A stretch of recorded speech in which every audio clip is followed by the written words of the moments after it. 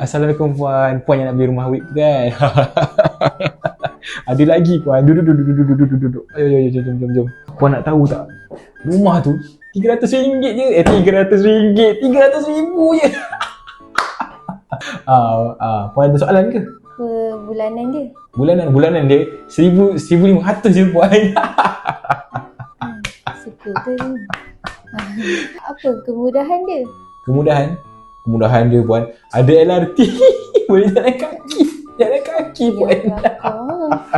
Lepas tu sebelah pula dengan M3 Mall. Boleh makan pula. Puan nak beli ke? Saya fikir dulu lah. Fikir dulu. Boleh puan. Okay. Puan nak gimana puan? Saya fikir dulu. Puan.